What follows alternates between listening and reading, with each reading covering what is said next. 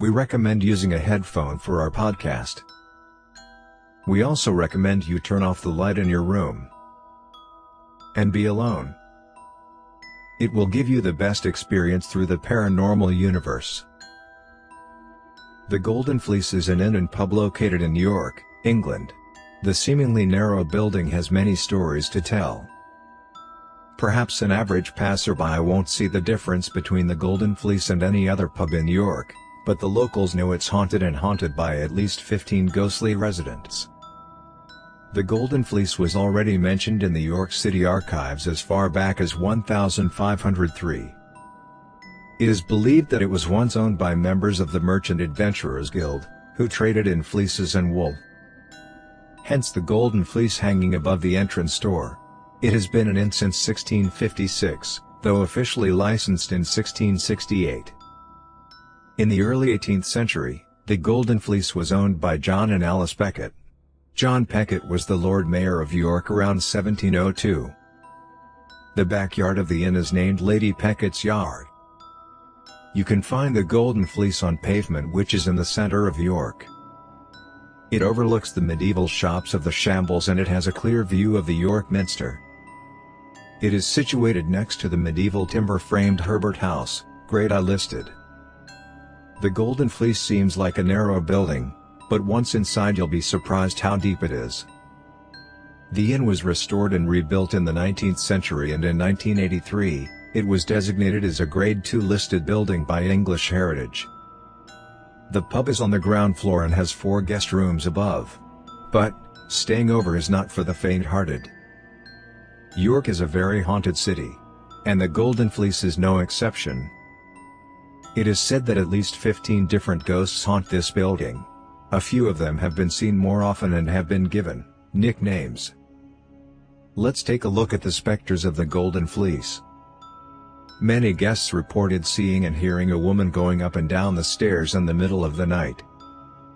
This ghost is believed to be the spirit of Lady Alice Becket. She's also known for moving furniture around because she doesn't agree with how it was placed. Another ghost that is often seen and heard is the ghost of the Canadian airman. His name was Jeff Monroe.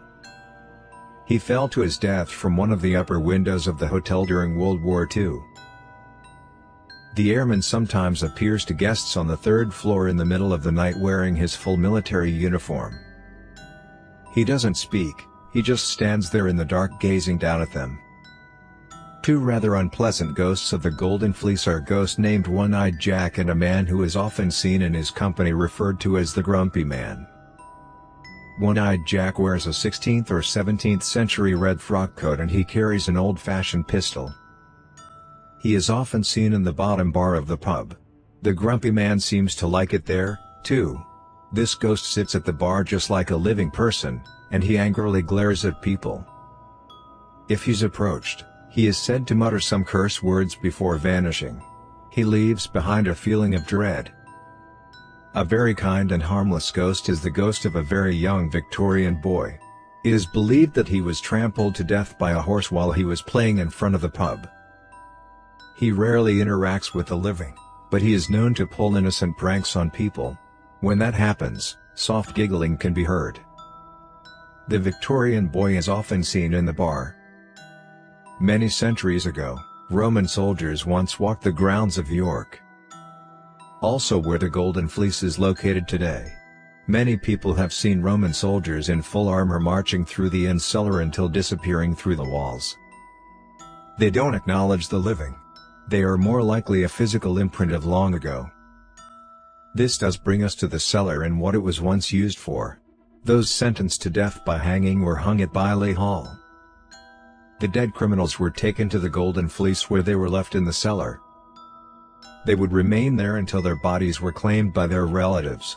This probably has left its mark on the building as well. At the beginning of this year, the Golden Fleece made it in the newspapers because the skull of Elizabeth Johnson was stolen from the pub. Elizabeth Johnson had been sentenced to death by hanging on August 23, 1800. She was found guilty of intending to fraud the Bank of England with a forged £1 banknote. Luckily, the person who took the skull returned it a few weeks later. Elizabeth is back in her wooden box again. Another, fake, skeleton named Saul also took up residence in the Golden Fleece. You see, you never know who you run into there, but it's a great place to stay. Thank you for watching. We upload new episodes every other day. Subscribe to join the haunted journey.